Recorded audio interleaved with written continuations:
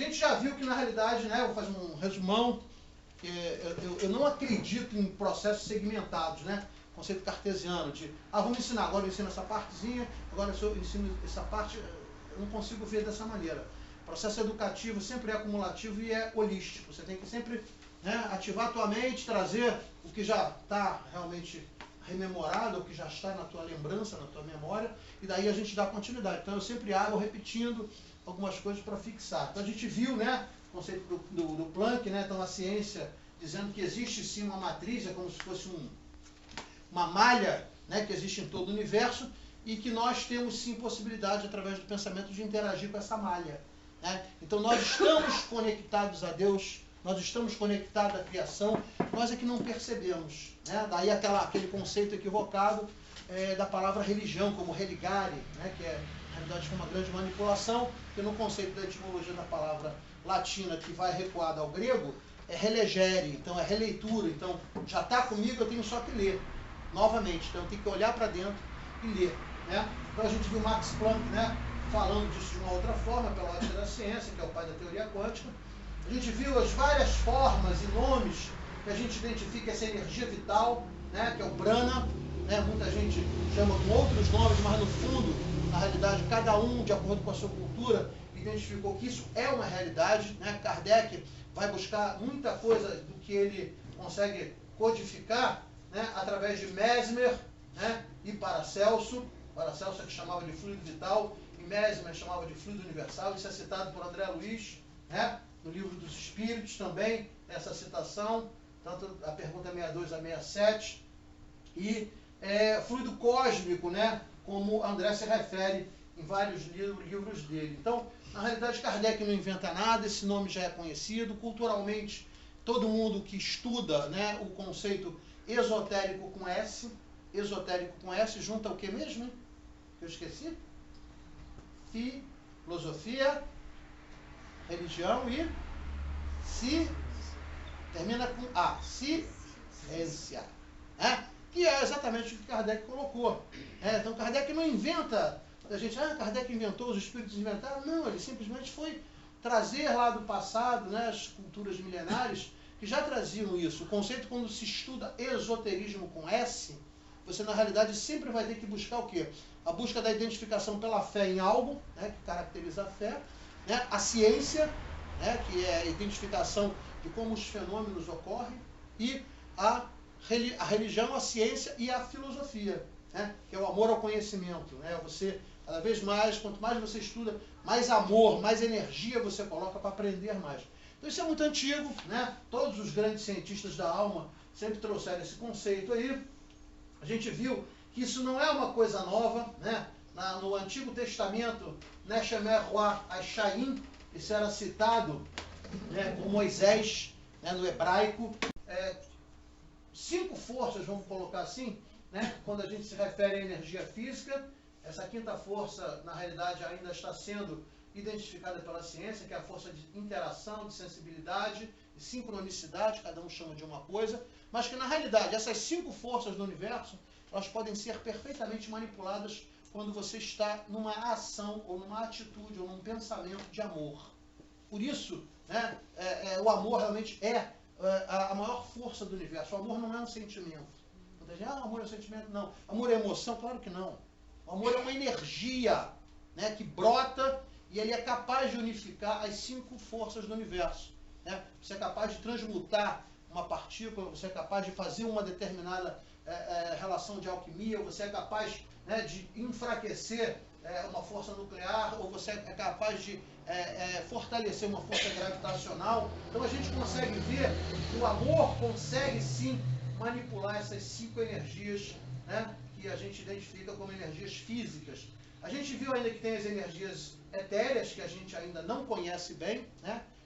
Que o Steve Hawking classificou de energia escura, 73% de matéria escura, né? 23%, sendo que sobram 4%, que é exatamente a nossa tabela periódica com 118 elementos que a gente conhece.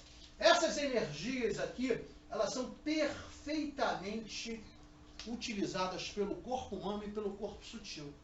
Da mesma forma que nós temos um corpo humano, né, com células que se reproduzem, e a gente viu já a coincidência da reprodução da mitose, da meiose celular, com as frequências, né, que são exaladas, por exemplo, numa chapa de aço.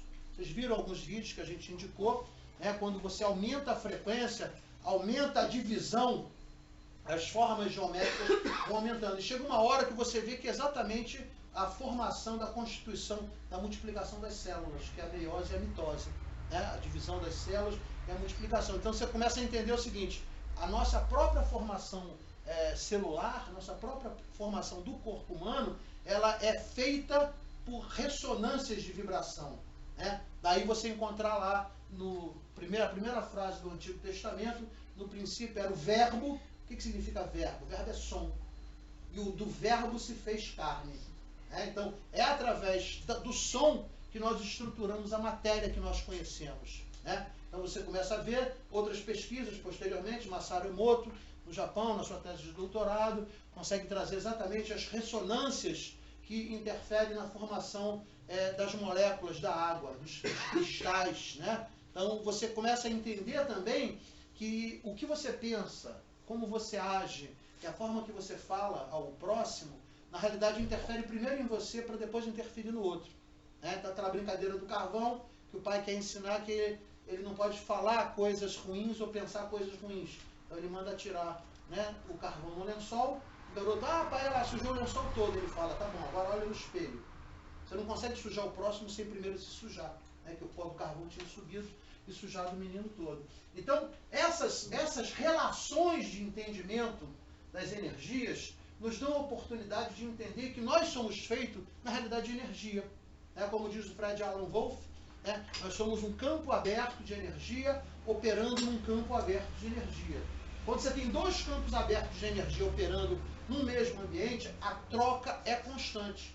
Então, eu sou capaz, sim, de adquirir e assimilar a energia do próximo, como também o próximo também é capaz de adquirir a minha energia. Aquele filme Profecia Celestina, viu? Todo mundo viu? Na hora que o rapaz começa a indução por paixão pela menina, envolve ela com uma vibração que a gente identifica como cor vermelha, e na realidade a garota consegue se defender. Ela ali está fazendo o quê? Uma autodefesa psíquica, que é o nosso próximo assunto, depois que a gente vai acabar sobre a fisiologia. Como é que eu me defendo psiquicamente quando eu estou sob ataque? Poxa, Marco, mas como é que eu vou saber quando eu estou sob ataque? Tem formas de você identificar quando você está sob um ataque psíquico. E às vezes você está sob um ataque psíquico e esse ataque psíquico está vindo através de outro encarnado. Puxa vida, como? Então a espiritualidade trevosa é bastante inteligente. Então eles conseguem entender assim, poxa, se eu não consigo desequilibrar ele diretamente, eu vou usar um ser que pode desequilibrar ele. Normalmente alguém muito próximo de você, seu filho, sua filha, seu irmão, seu marido, sua esposa, porque ele consegue utilizar aquela pessoa para poder chegar em você. Por quê? A gente sabe que no momento do planeta que a gente vive, de transição, as trevas estão jogando as suas últimas fichas, porque o processo de transição planetária já vem ocorrendo, cada vez em maior escala, e esses espíritos sabem que eles não têm mais oportunidade de reencarnar, ter um corpo de carne nesse planeta. Então estão jogando tudo que eles podem. Então os ataques que a gente vem sofrendo psíquicos atualmente são muito altos em matéria de número e muito severos, até porque muitos processos kármicos estão vindo, como se a gente dissesse, nos conceitos de navio, atirando as cargas ao mar. Que não pode ficar nada. Por quê? Porque eu quero me limpar. Então, joga toda a carga no mar. Então, processos kármicos que vieram planejados, reencarnatoriamente falando, fechados, o mentor olha e fala assim, essa pessoa está mostrando condições psíquicas para suportar uma carga um pouquinho maior. Aí negocia com você desdobramento e fala assim, olha só, sabe aquelas coisas que a gente falou que você ia purgar daqui a 3 encarnações? Pois é, você está indo bem mesmo, você está frequentando o centro, fazendo até um curso de reforma íntima. A gente está pensando em abrir esse campo mental para você purgar agora. O que você acha? Aí você está, maravilha, Aí de uma noite por dia tu desenvolve uma doença que ninguém explica. Por quê? Deus não me ama. Claro que ele te ama. Ele te ama tanto que ele quer que na próxima encarnação, ele sabe que você não ser imortal, você venha mais límpido, você venha mais isento de sujeira. Então ele fala assim, então vamos botar agora. Se você tem condição psíquica, vamos botar agora. Então cada um de nós pode sim acelerar suas purgas, seus processos kármicos, de acordo com a nossa capacidade de compreensão. O Papai do Céu é muito sábio, ele não vai te dar uma cruz maior do que a tua capacidade de carregar. Mas quando você vem mostrando, através das suas atitudes, seus pensamentos, suas palavras, que você já está com uma certa maturidade, às vezes abre-se aquela área de campo mental que você veio bloqueado, porque você não teria condições psíquicas de suportar, e abre e você vem com uma purga que até então não estava planejada. Esse momento no planeta é este momento. É um momento de aceleração de purga, é um momento de aceleração das coisas pretéritas que a gente fez de forma equivocada nas vidas passadas. Para quê? Para que a gente possa vir na próxima com mais possibilidades. Por quê? Quando a gente reencarnar novamente, né, e se Deus quiser, seremos herdeiros da terra, como diria o nosso Mestre Jesus, os mansos e pacificadores herdarão a terra, né?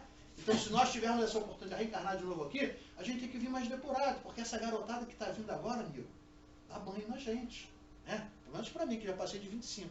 Né? Vocês que também estão por aí, mas quem está com menos de 25 é top de linha.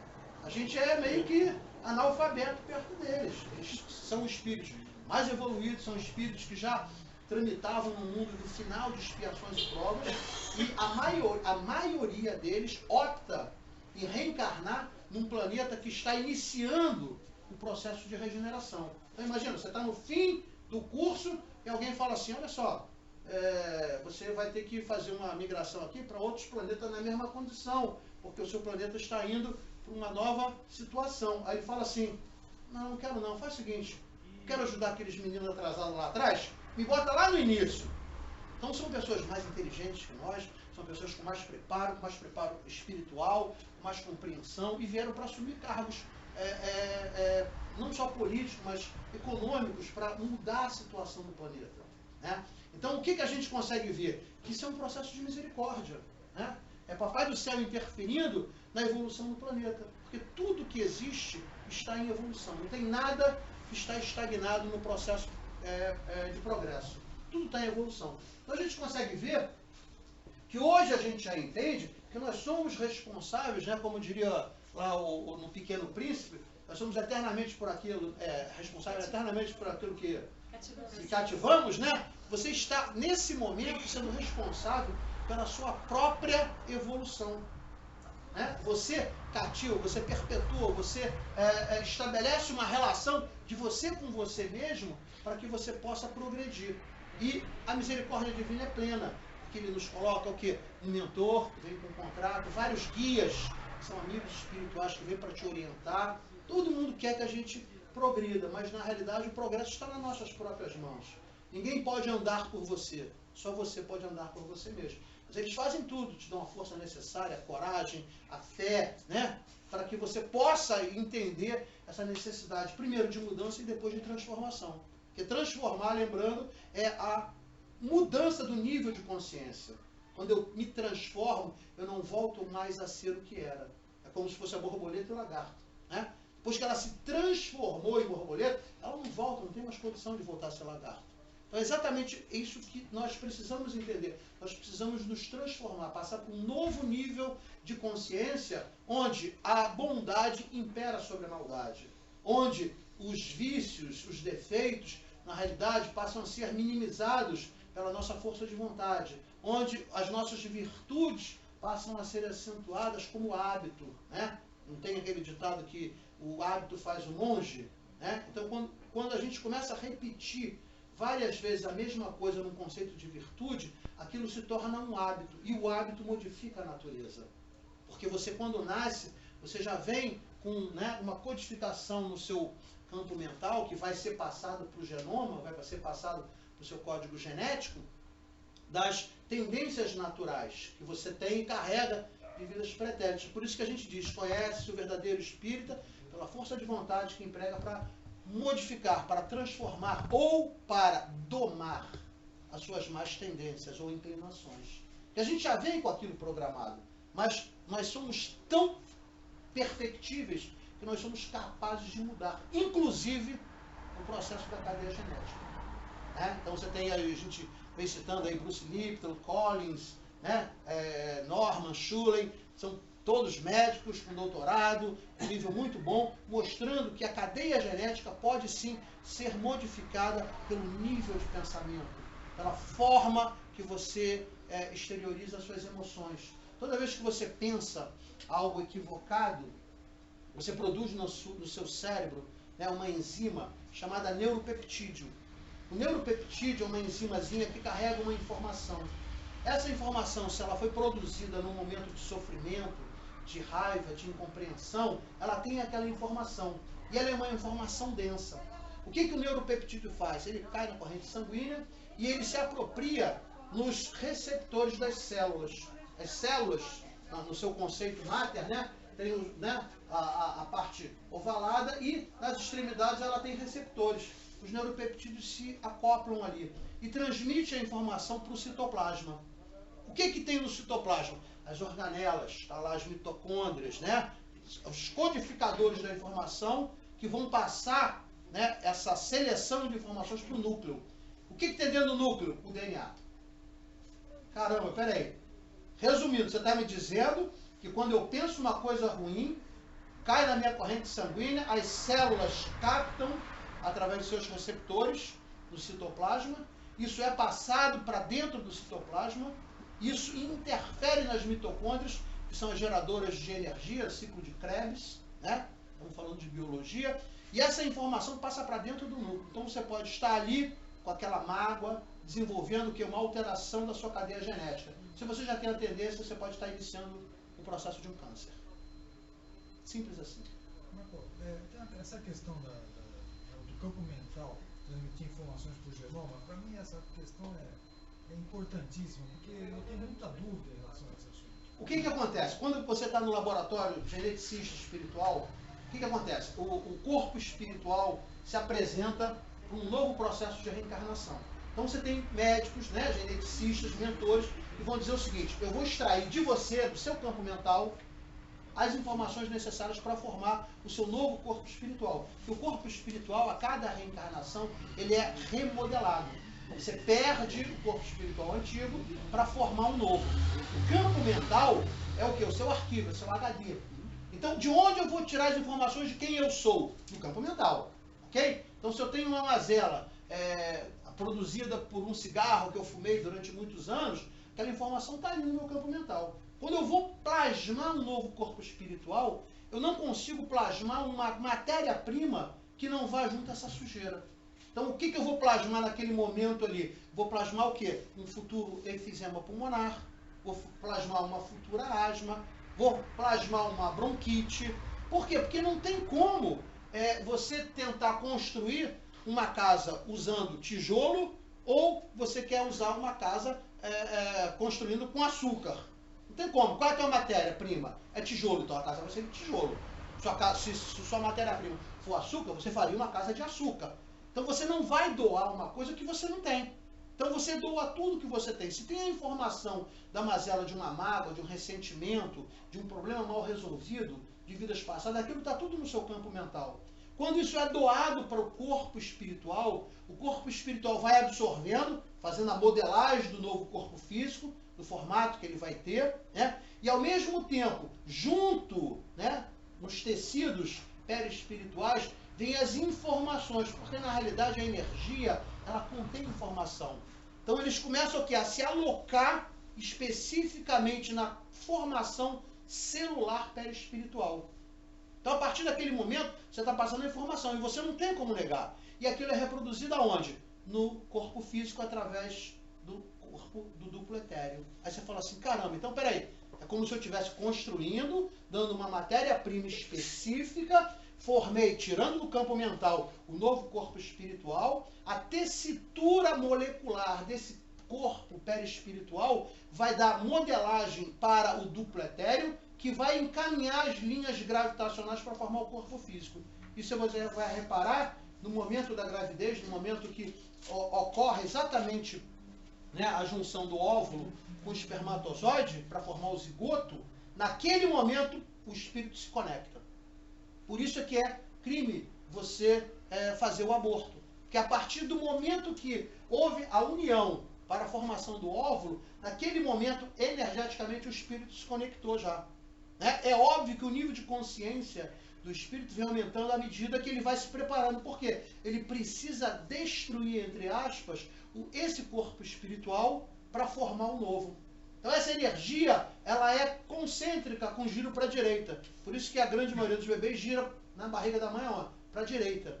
Por quê? Porque é uma energia concêntrica de colocação de energia. E essas energias, na realidade, elas contêm informação e vão exatamente modulando, né, o genoma que vai dar origem ao quê? Às tuas doenças, às tuas mazelas, às tuas tendências morais. Né? Muita gente agora, estava falando outro dia lá, de pedofilia, não sei o quê. Pedofilia é uma doença, sim, mas é uma doença da alma. Não é uma doença do corpo físico. Não adianta ficar dando tarja preta, dar remédio. Isso é uma ignorância atroz. Né? Tem que haver uma força de vontade da pessoa que tem essa dificuldade para modificar a atitude e a forma de pensar. E aí aquela história, se eu não me garanto, eu não fico na frente dele. Então se o cara tem esse problema, ele tem que fugir das oportunidades de risco. Então ele não vai ficar entrando na internet para ver essas coisas, vai disciplinar, igual o bêbado. Né? A pessoa que bebe e fica bêbado. Então ele fala, não quero mais beber. Então, amigo, não anda com quem bebe, evita passar em frente ao bar. Se eu não posso com você, eu saio correndo. Eu dou as costas. Até o momento que eu me garanto e digo assim, não, agora eu posso ficar frente ao copo de bebida que não tem mais risco. Então, a gente tem esse processo de aprendizagem a conviver com os nossos conflitos. Então, no momento da formação genética perispiritual, né, existe uma gama muito grande de espíritos especializados para fazer, né, essa tessitura do corpo espiritual que vai dar origem ao duplo etéreo, que, na realidade, leva à formação do corpo físico. Então, não tem como você fugir de uma informação que está lá no teu campo mental. Eu costumo dizer que nós somos Highlander eternos. Nós herdamos de nós mesmos o que nós somos. Né? Como diria o nosso querido Chico Xavier, nós somos os algozes de ontem. Quando a gente vê lá, né, aquele filme Paixão de Cristo, que é dirigido pelo Mel Gibson, né? Depois que ele fez aquele filme, ele nunca mais conseguiu fazer nenhum filme, porque quase 80% do dinheiro que roda nos Estados Unidos é dinheiro de judeu, né? E ele deixa claro ali que quem leva Jesus realmente à morte são exatamente os saduceus, né? Não foram nem os fariseus, foram os saduceus. Por quê? Porque Caifás era saduceu, né? Tinha o fariseu que dominava o movimento religioso e o saduceu que dominava o movimento monetário, financeiro. E Jesus começa a interferir nas relações de ganho, nas relações de poder dos saduceus. Né? E Caifás leva Jesus à morte. O Pôncio Pilatos lava a mão, né? Manda lá para o outro fala assim, olha, eu não tenho nada a ver com isso não vejo crime. Volta para... Né? E Pôncio Pilatos, com medo, né, da revolta do povo, já que ele estava há algum tempo naquela província bastante conturbada ali em Israel, ele fala assim, olha, faz o seguinte, eu não tenho culpa não, eu acho que ele era eu lavo minhas mãos. O Emmanuel, que na época era o senador Publius Lentulus, né, tem uma passagem de Emmanuel que ele diz, fala assim, eu deveria ter falado a ele, você deveria expulsá-los a patas de cavalo. Tá? Porque Pôncio Pilatos poderia interferir, mas já estava planejado.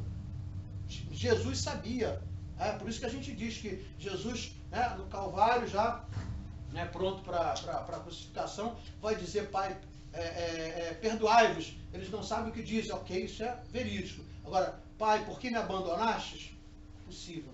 O espírito daquela envergadura, né, ficar manifestando um sentimento de não compreensão. Ele já sabia tudo o que ia acontecer com ele. Ele já veio exatamente com essa tarefa, né, de dividir a história da humanidade e mostrar que, na realidade, a salvação não é pela espada, não é pela guerra, e sim pelo amor. Então, Jesus não falaria isso de forma alguma, né? Se você vai estudar a personalidade de Jesus, né? Augusto Cury foi um dos que tentou entender a inteligência do Cristo, você vai ver que era praticamente inviável, porque Jesus compreendia, né, todas as dificuldades que nós, seres humanos daquela época, tínhamos, a ponto de dizer, Pai, perdoai-os, eles não sabem o que fazem. Como se fosse, né, um espírito muito evoluído lidando com lobos, né, com animais, que era exatamente o que éramos naquela época. Então, quando você começa a entender isso, você fala assim, opa, eu tenho que ter mais cuidado, tenho que estar mais atento, eu tenho que vigiar mais sobre o que eu falo, o que eu penso e como eu me porto, qual a atitude que eu tenho perante o próximo. Porque é isso que vai fazer você interagir no mundo. É isso que vai macular ou fazer você purgar as suas mazelas. É através dessas três formas: pensamento, palavra e atitude. Então você fala assim, puxa vida, quando Jesus nos diz orai e vigiai, o conceito de orar é o quê? Falar com Deus. Pedir orientação. O mentor está ali para isso. E vigiar é o quê? Você está atento. Como é que eu posso orar e vigiar 24 horas por dia, segundo o Evangelho, sobre orientação de Erasto? Através do como é que é? Benevolência, indulgência e perdão. Se você pegar a palavra benevolência, o que é ser benevolente? É a pessoa que não consegue entender a maldade do outro. Ele sabe que o outro está, às vezes, com uma má forma de pensar dele, mas ele vê o lado bom. O benevolente é aquele que age pensando sempre em fazer o melhor para o outro, mesmo sabendo que o outro, às vezes, está querendo fazer alguma maldade com ele. Então, o benevolente é aquele que acaba compreendendo aquela situação, às vezes, dificultosa do outro emanar amor ou fraternidade, o que seja. O que é uma pessoa ser indulgente? É aquela pessoa que não aponta o dedo na ferida, é aquela pessoa que sabe que o outro errou, mas não fica ali cutucando, tu errou, lembrando aquele ditado velho, um dedo apontando para o defeito, 3 para você. E o que é a pessoa que perdoa? Perdão. Per do grego é todo. Dão vem de donare, então é todo doação. Então, quem perdoa é fluxo de mão única. Eu perdoo você, eu não quero retorno, não quero retribuição, não quero agradecimento, não quero gratidão, não quero nada, eu simplesmente perdoo. Eu quero o melhor para você. Então, quando a gente consegue entender que nas nossas atitudes, palavras e pensamentos, a gente tem que ser benevolente, indulgente e perdoar, você começa a entender que isso significa o quê? Vigiar 24 horas por dia. Você pode orar e vigiar 24 horas por dia, simplesmente tendo essas atitudes, ou essa forma de pensar, ou agindo através das suas atitudes, das suas palavras, pensando sempre em colocar Deus no centro. O problema é que a gente bota o que no centro? O eu. Daí vem a palavra egocentrismo. Eu centro no meu eu e eu acredito que tudo no mundo gira em torno de mim. Esse é o grande problema da humanidade. Por isso que a doença da humanidade é o egoísmo. Ismo, tudo que termina em ismo, é acentuação e enfermidade. Ego, no grego, é eu. Então é o que? É a doença do eu. É você não conseguir entender que para você amar o próximo, primeiro você tem que amar a si mesmo. Por isso Jesus falava, quando o fariseu pergunta a ele, mas qual seria o maior mandamento, mestre? Ele fala, amar a Deus sobre todas as coisas e ao próximo como a si mesmo. Mas para se amar, você tem que se respeitar. Você tem que conhecer seus limites. Você tem que conhecer suas dificuldades e trabalhar as dificuldades. E não tem ninguém que não tenha dificuldade. Todo mundo tem uma dificuldade nessa área, o outro tem uma dificuldade na outra área, E a gente, na realidade, vive com outras pessoas para a gente se espelhar no outro e começar a nos modificarmos. Às vezes você vai no local, você fala assim, caramba, que coisa horrível. Mas às vezes você aprende muita coisa naquele local horrível. Você fala assim, eu nunca vou agir dessa maneira. Olha, puxa, às vezes eu posso fazer assim, isso é muito ruim, olha só. Então a gente aprende, às vezes, muito mais com erro do que com acerto. A gente, às vezes, muito mais aprende na derrota do que na vitória. Aí você fala assim, puxa vida, então eu tenho que sempre estar perguntando a mim mesmo, para que eu estou passando por uma situação difícil? Não é por quê. Para quê? Para quê? Para você aprender alguma coisa. Se você não aprender, isso é denotado na sua característica de consciência, você vai repetir a lição. Quantas vezes forem. Por isso que nós somos, na realidade, crianças, entre aspas, rebeldes, repetindo as provas. A gente não passa na prova, repete. Não passa na prova, repete. E quantas vezes você não passar na prova, você vai repetir a prova. Então, precisa fazer regressão para entender quais são as suas dificuldades? Não. É só você olhar no espelho e você vai, quais são as dificuldades que eu tenho hoje? Tenho dificuldade nisso.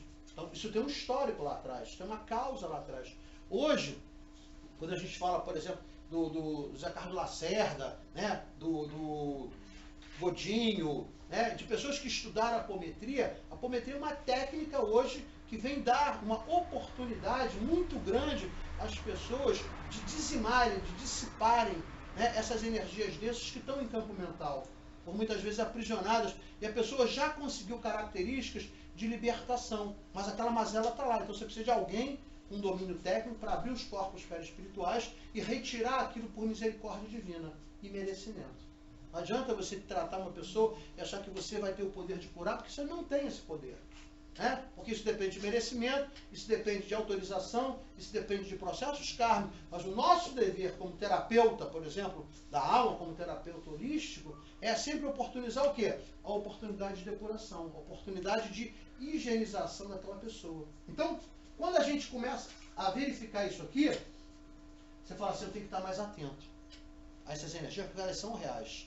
E você troca essas energias com pessoas. Você, né, às vezes se aproxima de uma pessoa que está muito preocupada, muito densa nas suas formas de pensar, às vezes dá dor de cabeça, dá interferência quase que imediata numa pessoa com mais sensibilidade. Isso é real. Então você começa a ver que isso não é conceitos místicos, isso aqui é física. Nós estamos falando de física terrestre, num nível de compreensão bastante ainda, vamos dizer assim, precário, que nós temos sobre a ciência da física. Né? Physis é entender a natureza. O estudo da física é entender a natureza. Né? Então você fala assim, caramba, então quando eu não conheço as leis que regem um fenômeno físico, eu costumava dizer que era milagre. Né? Não existe milagre. Né? Milagre, mirares, admirável, na formação da palavra, é alguma coisa que eu não consigo compreender. Vem cá, quais são as leis que regem esse fenômeno? Puxa, eu não sei, você chama de milagre. Né? Culturalmente é assim que a gente se apropriou da palavra. E a gente vai ver que essas mesmas energias interagem exatamente com a fisiologia do nosso corpo sutil. O que é a fisiologia do corpo sutil? É a forma como nós processamos essa energia. Então nós temos órgãos, que são exatamente o quê? Os chakras. O chakra, o sistema de chakra, são os órgãos do corpo sutil. São eles que processam essa energia. São eles que, se estiverem debilitados, vão processar uma energia de baixa densidade, ou um fluxo de energia muito baixo. Isso vai prejudicar você como um todo. E tudo que prejudica o seu corpo perispiritual, por consequência, acaba prejudicando o seu corpo físico. A doença, para se manifestar, ela não se manifesta no corpo físico primeiro. Ela se manifesta onde? No corpo perispiritual. Por isso que se diz, todas as doenças são doenças da alma. Elas têm a tendência de serem reveladas em determinado momento da sua vida. Está lá. A informação está lá no teu genoma. Em determinado momento, essa informação aflora, ou alguma coisa faz o acelerar desse aflorar dessa doença, e ela vem manifestando de dentro para fora. Quando alguém vai fazer uma cirurgia espiritual, a cirurgia espiritual não é para curar você. A cirurgia espiritual é para preparar você, às vezes, para uma manipulação do corpo físico. Eles tiram as densidades para que a cirurgia no corpo físico seja um sucesso. Porque ninguém vai se purgar. O cara fez muita besteira, agora ele foi ali na cirurgia do Dr. Keké, e o Dr. Keké ali incorporado com o espírito Pimpim, e aí fez a cirurgia e ele vai ficar bom. Não existe isso. O que existe é o preparo espiritual para que uma cirurgia no corpo físico seja bem sucedida. O que existe é um retirar de uma mazela monstruosa que duraria, sei lá, 3, 4 encarnações, que seja depurada, né, naquele processo único, naquele momento, daquela encarnação. Então a gente vai ver que a misericórdia divina está sempre presente, mas a gente estamos vivenciando um momento da gente aumentar o nosso nível de consciência, para que os espíritos possam nos ajudar. Né? Na realidade, a gente costuma dizer que os espíritos fazem o trabalho todo. Pois é, mas eles só pedem para a gente não atrapalhar. E às vezes, não atrapalhar, você tem um nível de consciência para facilitar o trabalho deles. Né? Quando a gente dá um passe num salão público, o passe é misto, por quê? Porque eu preciso do ectoplasma do médium para poder curar não só o encarnado, mas principalmente os desencarnados. Né? Você está falando de uma população de aproximadamente 30 bilhões de espíritos vivendo no planeta Terra. Agora deve estar diminuindo porque o processo migratório está muito veloz. Mas são 30 bilhões de almas se revezando aí atualmente de 7 em 7 bilhões. Então você está falando o seguinte, para cada um encarnado tem no mínimo 4 desencarnados. E todos esses desencarnados desesperadamente querendo encarnar para poder o quê? Purgar, jogar para fora Porque você só joga para fora a purga na mesma intensidade e no mesmo meio que ele foi gerado. Então, se eu gerei a purga encarnado, por mais que eu tenha aprendizado no mundo dos desencarnados, eu preciso do corpo físico para botar para fora essa purga que foi gerada no mundo material. Por isso que encarnar é uma misericórdia absurda. Nós temos que ser muito gratas a Deus, né? Porque nós merecemos esse processo reencarnatório, que é um merecimento. Quantos espíritos querem reencarnar e não conseguem? Quantos espíritos muito inteligentes, magos negros, né, grandes bruxos, tal, que estão lá no umbral profundo, né, sabendo que eles estão deteriorando o corpo perispiritual, sabendo que eles estão indo para a segunda morte, e eles sabem que tem uma hora que não dá mais para fugir. Né? Libertação narra isso. Gregório já estava ali no finalzinho já, 700 anos, quase 800 anos, sem reencarnar, né? E Matilde, a mãe, orando 800 anos por ele, sabendo que um dia, e chegou o dia, para fazer o resgate desse filho querido. Né? Aí você fala assim, caramba, então, os espíritos muito inteligentes, eles sabem disso. Mas eles também sabem que eles tentam fugir, mas tem uma hora que não dá. Porque se eles continuarem fugindo, o que acontece? O magnetismo do planeta deteriora as células perispirituais. Aí ele vai para a segunda morte. Essa segunda morte caracteriza o quê? A ovoidização. Tá certo? Uma pergunta. O André Luiz, no espiritual, ele foi em função do vício que ele tinha de carne, né? Bebia, né? Fumava muito. Fumar era uma mazela dele. Ele foi para lá, né? Foi para lá e tal, foi para um umbral, segundo a gente ficou sabendo, e depois ele... 8 anos lá, peregrinando, passeando. Foi resgatado e foi lá pro... Mas quando é que ele peregrina? Quando ele queima o fluido vital que ele queimou indevidamente? Não. Quando ele dobra o joelho e fala assim, pai, sim, eu não aguento mais, me ajuda. Ele queria chegar. No caso dele, se me corrigir se eu estiver errado, claro, parece que ele não precisou retornar a carne para resgatar, para purgar nada. Ele resgatou lá, porque ele foi para... Não foi isso que aconteceu? Não é bem assim. Por exemplo, o nível de compreensão pode aumentar bastante e deve continuar, porque a gente vai para o lado de lá e continua estudando. Só que as mazelas que foram contraídas aqui, elas precisam retornar ao mundo físico para serem purgadas. Por quê? Ela foi gerada no meio. Não tem como você purgar uma mazela de corpo físico e no corpo perispiritual. O meio é outro. Então o que ele precisa? Né? Emmanuel já está reencarnado. Quem sabe se André já não esteja reencarnado? Quem pode garantir que não? Há quanto tempo André não dá notícia? É bem provável que André Luiz já esteja reencarnado também. Né? Então você começa a ver o seguinte, os espíritos, na realidade, que aumentam o nível de compreensão, eles voltam como tarefeiros, mas eles voltam com possibilidades, sim, de purga. Chico Xavier, muita gente, né, especula lá, Chico foi Pedro? Pedro? Né? Tu és pedra sobre a tua pedra, onde reconstruirá a minha igreja. Jesus nunca falaria isso, mas o pessoal da Igreja Católica fala que, né, Pedro, tu és pedra, sobre ela construirás a minha igreja, né? Eu não falaria no conceito de construir a minha igreja, porque não tinha igreja. Igreja vem de iglesia. Iglesia é agrupamento de pessoas com objetivo comum, né?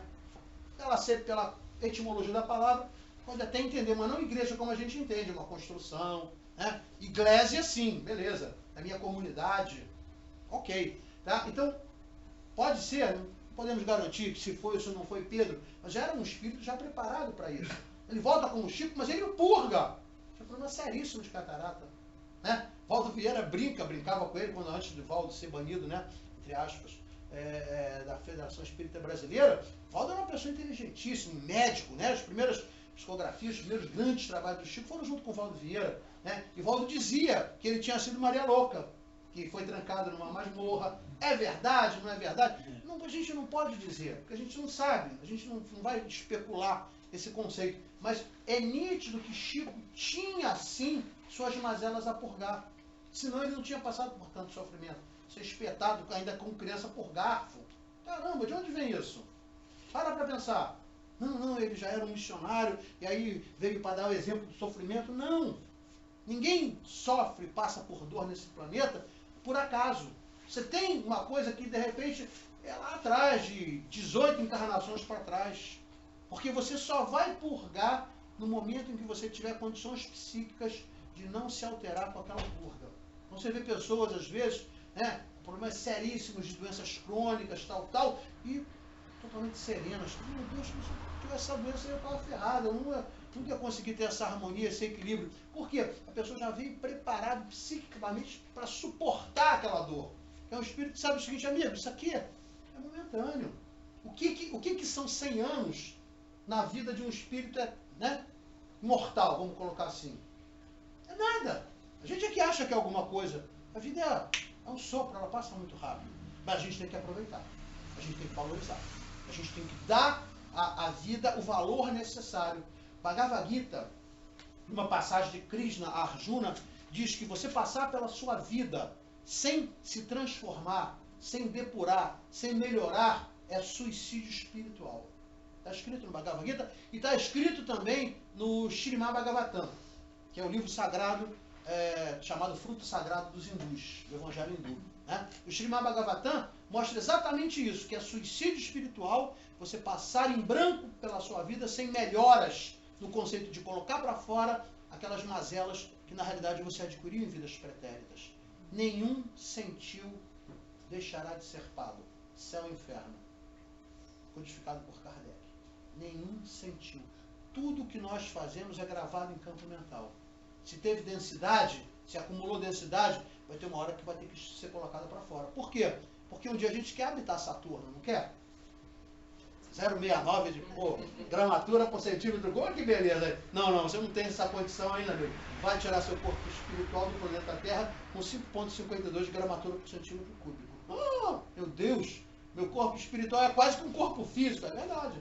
Agora, como é que é o corpo espiritual de um espírito que habita Saturno? Né? Se o planeta gasoso. Se a gente aprende no livro dos espíritos que o espírito retira o seu envoltório do orbe o qual vai encarnar, então o espírito que vai encarnar em Saturno, né, que é um planeta gasoso, ele vai tirar o quê? Um fluido muito purificado, muito eterizado, porque ele já tem condição, né, de suportar aquilo ali. E se nós tivéssemos isso? Não teríamos condição. Né? Nós vivemos num mundo denso. Por isso que o ectoplasma, os processos de tratamento, são fundamentais para quê? Para curar. Você não remenda uma calça jeans com gaze. Senão os espíritos só médium, não precisa fazer nada não, só não atrapalha, tá? Desde que a gente trabalha aqui, mas eles precisam do médium vigilante, precisam do médium educado, precisam do médium cooperativo para retirar do médium o ectoplasma necessário, né? Aksoff, grandes cientistas que foram estudar o ectoplasma viram que a grande composição do ectoplasma é a hemoglobina. Né? São processos que estão presentes no nosso sangue, são processos biológicos, o ectoplasma é biológico. Então você fala assim, então num processo de tratamento, ele é necessário para encarnados e desencarnados que têm um corpo espiritual muito denso. Nosso corpo espiritual ele tem uma densidade muito próxima ao nosso corpo físico. Você vê pelo conceito de vibração, vai de 14 a 21, processo vibratório, antimatéria. E aí se eu for pegar o corpo físico, ele vai de 7 a 25. Está muito próximo ali, né? Só que um está na matéria e o outro está na antimatéria. Mas eles estão muito próximos. Então, o nosso corpo espiritual é muito grosseiro. Tá? André Luiz, quando vai ter com a mãe dele, ele não consegue fazer isso em corpo espiritual.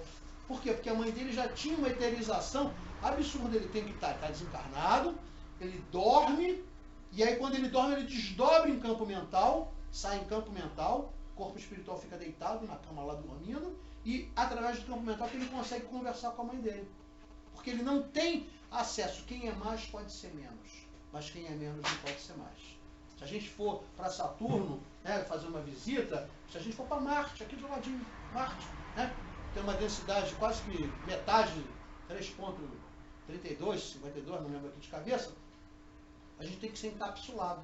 Né? A Matisse tem um livro que narra a vida em Marte, fantástico, né? Que fala sobre a relação dos animais, né? Fala a relação de produtividade, de produção, como é que eles tiram os alimentos, eles não matam animais para comer. Né? Isso é bárbaro. É bárbaro. O animal não foi feito para a gente comer. Era lá no início do mundo primitivo. Né? Atualmente no mundo de regeneração isso é uma barbárie. Falar encapsulado lá, inclusive hoje se estuda para poder ir para Marte, teria que ficar numa bolha.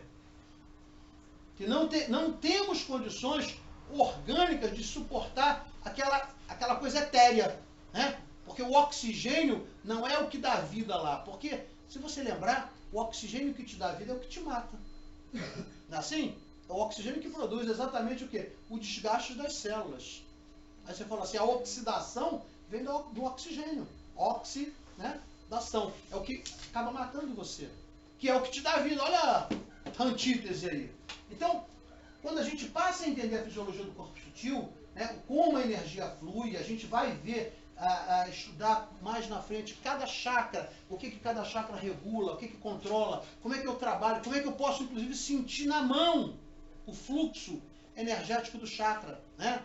Quando você faz cursos de cura prânica, né, o Pranic Healing, né, a gente treina, eu sou curador prânico, né, eu tenho formação completa, então a gente treina a perceber na mão o fluxo de energia que está em cada chakra. Você bota a mão, você sente, você fala assim, opa, aqui está denso, nossa, aqui está imundo, está sujo, caramba, aqui não tem energia.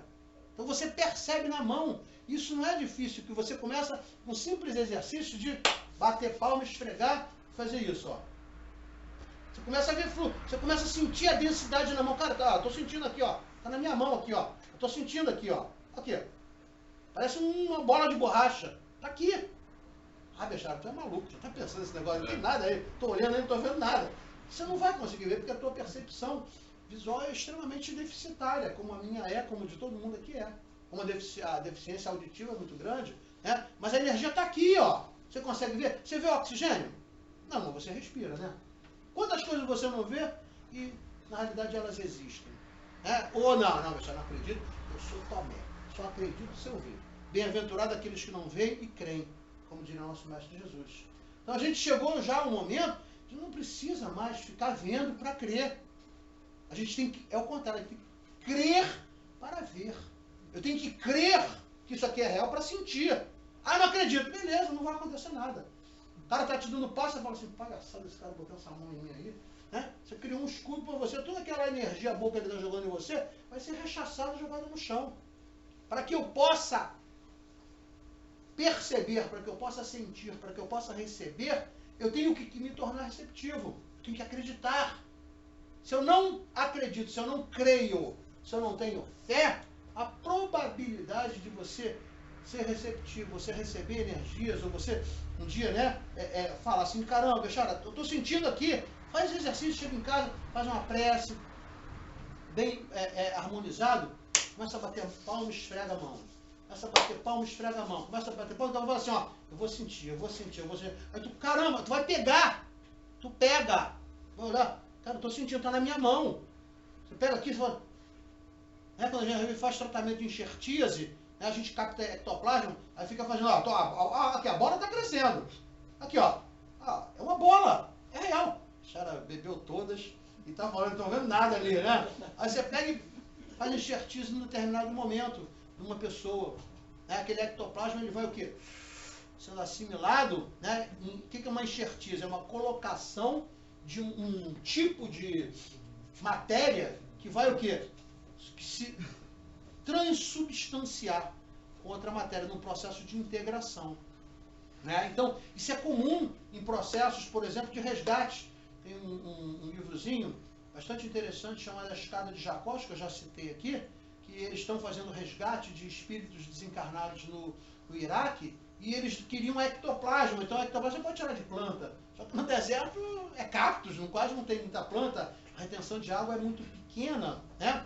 A água tem uma quantidade boa, né, de energia para você fazer determinadas coisas a nível curativo. Então, os espíritos ficaram desesperados porque eles não conseguiam um humano em equilíbrio para tirar ectoplasma, tudo podre. Aí eles tinham que pegar de camelo.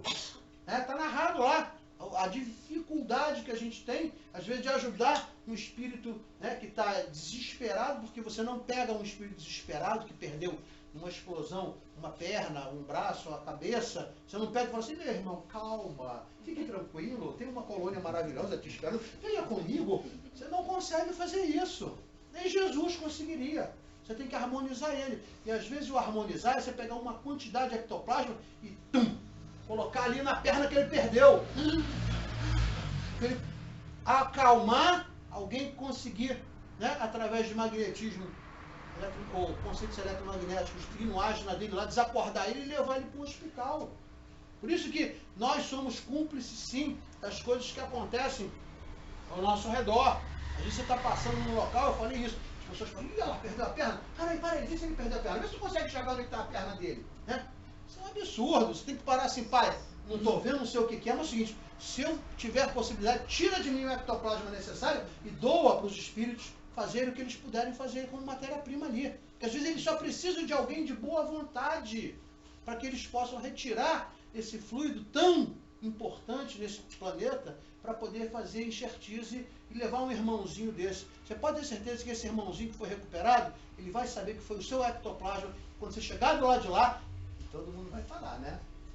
Não adianta dizer, não é uma notícia triste, mas todo mundo vai desencarnar.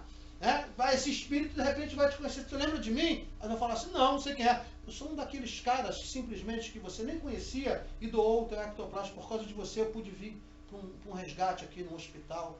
Né? Aí tu fala assim, caramba. Então a gente pode ajudar as pessoas sem saber. Eu não estou ajudando A ou B, eu estou ajudando alguém. Não importa quem. Não é assim? Em relação a quando você vê um acidente, um corpo, né? E você fazer uma oração, pedir ajuda e tal. Isso, alguns fazem isso. Mas já vi amigos meus, espírita, ele ligava assim, olha, PT, um presunto aqui, um presunto aqui. Presunto, que coisa. Coisa nobre, né? Chamar o presunto. Vai chamar ele, qual é o nome do presunto lá? Sadia. Não, aquele outro que eles falam, dá um nome. Luiz Carlos, alguma coisa lá. Qual o nome? Luiz Carlos. Luiz Carlos, né? Acabou de chamar o cara. Eu vi, tem um Luiz Carlos aqui, ó. Aí eu falei, cara, você que é espírita, fazer um negócio desse, vem fazer uma oração pro cara, você faz um negócio desse? É porque aquela velha história, as pessoas acreditam às vezes que ser espírita, ou ser budista, ou ser religioso de qualquer religião, é apenas uma obrigação dentro do templo. Né? E isso não é verdade. Ela falou, com a Bíblia debaixo do braço com salvo. Exatamente, isso não é verdade. Até porque, né, a gente costuma dizer, ó, mentor não é desodorante para andar debaixo do braço o tempo todo com você. Da mesma forma que a salvação também não vem pelo sovaco. Né? A salvação vem pelo chakra da coroa. E o chakra da coroa, ele otimiza energias necessárias para a tua transformação. Nós temos que nos transformar em borboleta, nós somos lagarto, dá para entender? Enquanto a gente não entender esse processo necessário de transformação, a gente vai continuar se arrastando por aí. Que o que a gente faz nesse planeta é se arrastar. Tá certo? Marco, Bom, você falou de cirurgia espiritual, né? Seria uma forma de preparação para a cirurgia real, física. Por muitas vezes é isso. Às vezes não. É apenas para amenizar um processo de purga, para facilitar, de repente aquela pessoa vai ter a cirurgia espiritual, vai para a cirurgia física e vai desencarnar. Meu Deus, o cara foi para a cirurgia, não adiantou nada. Como não adiantou? Vai ver como é que ela desencarnou lá. Vai ver o processo de purga que ela teve. Mas assim, tem casos de cirurgia espiritual que a gente vai ver, que fica até registrado lá, você vai radiografar, tá a marquinha lá de pontos. No Rio de Janeiro tem uma casa chamada Tupiara. Eu já tive a oportunidade de acompanhar o desenvolvimento mediúnico da casa. E é muito engraçado porque eu nunca tinha visto um galpão de 4.000 pessoas atendidas numa única sessão, com 350 médios trabalhando ao mesmo tempo. E eu fiquei impressionado a primeira vez que eu fui, isso tem muitos anos, né, onde eu escutava um alto-falante assim, atenção médios, preparem-se, deixem vir suas entidades. 350 médios incorporavam ao mesmo tempo. Eu olhei assim e falei, não, peraí, isso é mentira, não é possível.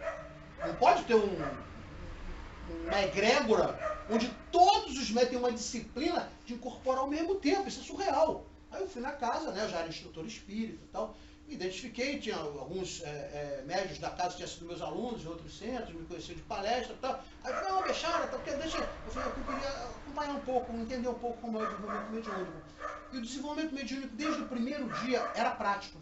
Até depois comentei com o orientador da casa, falei assim, olha, é maravilhoso a prática, vocês vão efetivamente, né, buscar o que é necessário e tal, mas deveria ter um pouquinho mais de processo de aprendizagem, de conhecimento, principalmente pelo Evangelho. Então o trabalho era assim, era uma mesa inteira, tá, muito grande, onde cada candidato, no primeiro dia de aula, sentava à mesa, né, e ficava um grupo muito grande de médios atrás, fazendo a sustentação das possibilidades de incorporação. Aí o que acontecia? 5 minutos, umas palavras amenas, bonitas, tal, leitura do Evangelho mais 5 minutos, tal, e começava. Atenção, caboclos, sejam muito bem-vindos à casa, aproximem-se dos seus médios. Então começava a fazer o quê? A aproximação. Então vinha caboclos, índios, pretos velhos, Exu, não sei o que, chamavam várias entidades, várias falanges, para ver. Então, às vezes, no primeiro dia o cara já manifestava querer incorporar. Eu falei, caramba, que coisa estranha. Resumo da história. Qual é a prova final depois de 1 ano de treinamento? Incorpora. 2, 3 videntes olhando, incorporar. Beleza. Desincorpora. Sou eu que digo a hora que vem. Então, quando às vezes um médico fala assim, eu não posso ir em tal lugar porque eu me sinto mal, não sei o quê. Falta de desenvolvimento mediúnico. Porque a hora que eu vou incorporar, ou que eu vou desincorporar, sou eu que digo, isso aqui não é assalto, né? O corpo é meu. Então eu dou passividade ao espírito vir trabalhar comigo, porque é uma doação de mão dupla. Eu estou dando a ele também a oportunidade de trabalhar. E ele está me dando a oportunidade de trabalhar também. Então é uma dupla. Mediunidade é parceria. Né? Como diria a dona Modesto, Maria Modesto Cravo, né? Ela fala, mediunidade é a era da parceria. Já passamos, antigamente era o quê? Cavalo. Cavalo tem que domar. Cavalo. Aí depois passou a ser instrumento. Instrumento não faz nada, né? Ela tá na mão, o cara que diz. O meu cavalo. Um dia fala assim, o meu cavalo. Pois é. E outra coisa, não é o meu espírito. Sou eu. Eu sou o espírito, não é meu. Se é meu, não sou eu, concorda? Minha caneta. A caneta sou eu? Não, né? Meu notebook. Se é meu, não sou eu. Então não é meu espírito. Sou eu, enquanto espírito, eu sou o espírito. Né? Eu estou nesse momento, nesse corpo de carne, mas daqui a pouco eu não. Eu já estou até querendo trocar, porque eu estou com dor no quadril, está doendo. Ô pai, vê aí na hora que der para trocar o corpinho aí, botar um mais novinho e tal, sem dor no quadril, tá ótimo. Quer dizer, você começa a entender que se é seu, não é você. Meu corpo. Meu corpo. Meu corpo é. Meu espírito, não, meu espírito não é, porque eu sou o espírito. Eu tenho um corpo, então é meu corpo. Meu corpo físico, meu corpo perispiritual, porque o dono é o espírito. Então, quando a gente fala, por exemplo, voltando lá no Tupiara, a prova final era você dominar o momento que você incorpora. Aí eu fui entender, agora eu entendo. Porque o cara, atenção médica, prepare-se para o trabalho. Deixem vir suas entidades. Todo mundo incorporava. Eu falei, meu Deus do céu, o que é isso? E incorporava mesmo. 300 médicos trabalhando sério, uma casa séria de instrumentação, uma casa séria de doutrinação, uma casa séria de cirurgias espirituais, que são feitas ali. 4.000 cirurgias praticamente feitas em uma sessão. Aí você fala assim, casos mais graves são levados para a posterior cirurgia, onde ele deita na maca e ele parece que sente o depoimento. Eu nunca fiz uma cirurgia espiritual onde eu pudesse ser cortado, mas eu já vi. Mas em mim nunca aconteceu. Mas as pessoas dão depoimento, eu senti como se tivesse cortado. Eu sinto a dor como se tivesse arrancado alguma coisa. Eu vi o caboclo Jurambô, lá no Rio de Janeiro, perto da praia de Sepitiba, né? Fazendo uma cirurgia, um amigo meu, muito querido, veio a óbito, tinha sido meu aluno no Centro Espírita, eu acompanhei o processo, tratava ele, e o caboclo, quando olhou, ele estava incorporado, ele estava sentado assim, ele passou, trabalhador, vem comigo, trabalhador de cura, não é? Eu falei, sou o senhor, vem comigo, autorizado aqui a ver a cirurgia. Me botou do lado, o professor deitado aqui, ele simplesmente cortou esse meu amigo, fez o primeiro corte, na altura umbilical, com uma tesourinha de 1,99 assim, saía sangue para tudo que é lado, eu assim, ele sendo cortado aqui, eu aqui, ó. Não foi truque, ele não botou eu estou vendo ali. E meu amigo tranquilo, de olhos abertos, né? Se o cara não sentiu dor, não está sentindo nada. Daqui a pouco ele, não, a pinça aí. Fiou a pinça, catucada aqui, quando ele tirou um bolo de carne assim, ó, condensador, células mortas. Os magos negros fazem isso.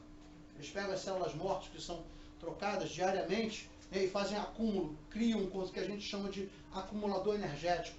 Então, aquela densidade de células mortas, eles cria uma densidade que vira um pedaço de carne. Então ele tirou, eu falei, isso aqui podia matar ele. E tirou. Tá, isso aqui não vai te preocupar. Depois foi no olho. Ele estava com uma alteração no nervo vago aqui por trás e alterava o nervo óptico também. Ele foi, furou também essa região, sangrou, aquela coisa toda, tal. Olhou. Olhou para mim e falou assim, esse eu não posso fazer nada. Isso é carne. Isso eu não posso fazer nada. Papapá, aquele sangue todo, né? Daqui a pouco ele vai, bota uma gás em cima, faz uma prece rápida, dá um tapinha, tira, cadê a cicatriz? Ah, deixa, pelo amor de Deus, como é que não pode? O cara cortou, o cara te enganou. Não me enganou não. Não tinha cicatriz. Porque o preparo é feito no corpo espiritual. O corte, né, o remanejamento celular, isso não é difícil. A espiritualidade faz isso com muita facilidade até. Então você começa a ver que as cirurgias espirituais são meritórias. Às vezes você vai fazer a cirurgia, mas você não tem o mérito ainda para ter a cura naquele processo reencarnatório. Essa cura vai vir na próxima. Isso também, né? Como é chamado o perispírito. Perispírito é um nome cunhado por Kardec, pele, então a pele do espírito, né? Mas ele já é reconhecido por muitas outras culturas, né? De formas e nomes diferenciados. Vimos as propriedades do perispírito, a plasticidade, né? A mutabilidade, né? A possibilidade de bicorporidade, que era o caso que Santo Agostinho fazia, Antônio de Pádua, perdão, fazia com muita propriedade, né? Altera a temperatura e muitas outras coisas aí que a gente já pôde falar. Vimos essa relação aqui de matéria, né? 4, 23, 73. Vimos a relação de densidade na antimatéria e na matéria. Tem dúvidas em relação a isso? Quer voltar no slide anterior? Anterior? Esse. Opa. Aí tem uma gradação, né? Adensamento vai subindo e adensando, né? Tudo parte da matéria-prima universal, que é o fluido universal, né? Isso. À medida em que a gente vai adensando, você vai chegando até a matéria sólida, que são o quê? Os 4% da tabela periódica que a gente conhece lá. Aí vem a pergunta. São os átomos. Quando você está num trabalho de passe, né? A gente está recebendo, né, um fluido que vem. Esse fluido pode ser o fluido. Fluido cósmico. Qual é o fluido que a gente estaria recepcionando para passar para aquele assistido? Olha, vamos dizer assim, o nível de consciência pelo chakra da coroa, ele está ligado ao fluido do orbe, né, refinado, e ao conceito de fluido vital. Por isso que o passista não precisa ganhar passe. Quando ele vai dar o passe, ele já está recebendo, né? Então, é um fluido que na realidade tem origem aqui, ó. Que na realidade faz o quê? O refinamento disso aqui tudo. Então, quando você doa esse fluido, que é na realidade uma espécie de um fluido mix entre essa, né, propriedade que é trazida pelos espíritos com o teu ectoplasma, com o teu fluido também, né, vital, só que energizado biologicamente, você dá a condição o quê? De recuperação, de cura, de tratamento, porque você está dando o quê? Calça jeans para curar calça jeans. Você não está dando gás para remendar calça jeans. Percebeu?